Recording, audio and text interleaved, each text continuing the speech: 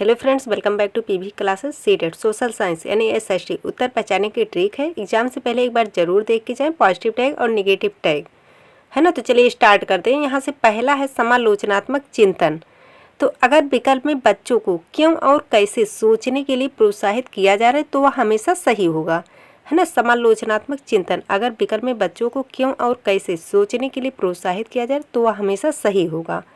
अगला हमारा क्षेत्रीय भ्रमण, है ना। तो दूसरा यहाँ से क्षेत्रीय भ्रमण, इतिहास या भूगोल को किताबों से बाहर निकलकर स्मारकों या भौगोलिक स्थानों पर जाकर सीखना सबसे प्रभावी माना जाता है। अगला हमारा संसाधन के रूप में विविधता। तो कक्षा में अलग अलग पृष्ठभूमि के बच्चों को एक समस्या नहीं बल्कि सीखने के अवसर के रूप में देखना। अगला हमारा वास्तविक जीवन से जोड़ना। तो सामाजिक विज्ञान का मुख्य उद्देश्य बच्चों को अपने समाज और परिवेश को समझने के योग्य बनाना है। अगला हमारा सक्रिय सहभागिता। अगला है सक्रिय सहभागिता, चर्चा, वाद विवाद और समूह कार्य के माध्यम से सीखना। अगला हमारा साक्ष्य आधारित तर्क, है ना। ये सभी क्या है, पॉजिटिव टैग। तो साक्ष्य आधारित तर्क, इतिहास में स्रोतों का विश्लेषण करना। अगला है हमारा स्रोतों का विश्लेषण, इतिहास में प्राइमरी सोर्सेज जैसे सिक्के, शिलालेख, पत्र का उपयोग करना ताकि बच्चा खुद निष्कर्ष निकाल सके। अगला हमारा बहुसांस्कृतिक दृष्टिकोण, समाज को किसी एक नज़रिए से नहीं बल्कि अलग अलग समुदायों और संस्कृतियों के दृष्टिकोण से देखना। अगला हमारा अनुभवात्मक अधिगम। अगला क्या है, अनुभवात्मक अधिगम। बच्चा जब खुद सर्वे करता है, इंटरव्यू लेता है या प्रोजेक्ट बनाता है तो वह ज्ञान अस्थायी होता है। अगला है हमारा खुले अंत वाले प्रश्न, ऐसे प्रश्न जिनका उत्तर हाँ या ना में ना होकर विस्तार से हो, जैसे अगर हमारे पास संविधान ना होता तो क्या होता। क्या है, खुले अंत वाले प्रश्न हैं। अगला हमारा संवेदीकरण, जाति और हाशिए पर खड़े समुदायों के प्रति संवेदनशीलता विकसित करना। अगला हमारा स्थानीय संदर्भ, भूगोल या नागरिक शास्त्र पढ़ाते समय स्थानीय उदाहरणों जैसे आपके गांव की पंचायत या स्थानीय बाजार का उपयोग करना। क्या है, स्थानीय संदर्भ। इसके बाद है हमारा, यहाँ से पॉजिटिव टैग खत्म होते हैं, आ जाता है हमारा निगेटिव टैग। निगेटिव टैग में पहला है रटना या कंठस्थ करना।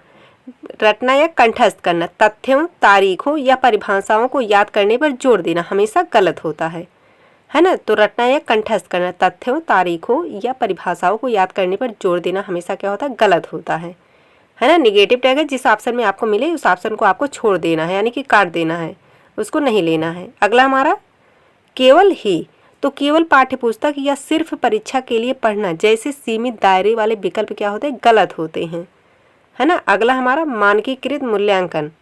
अगला क्या, मानकीकृत मूल्यांकन, सभी बच्चों के लिए एक ही तरह का सख्त टेस्ट लेना, इसके बजाय सतत और व्यापक मूल्यांकन सही होता है ना। मानकीकृत एक निगेटिव टैग वर्ड है। अगला हमारा व्याख्यान विधि, छोटी कक्षाओं में सिर्फ भाषण देना प्रभावी नहीं माना जाता।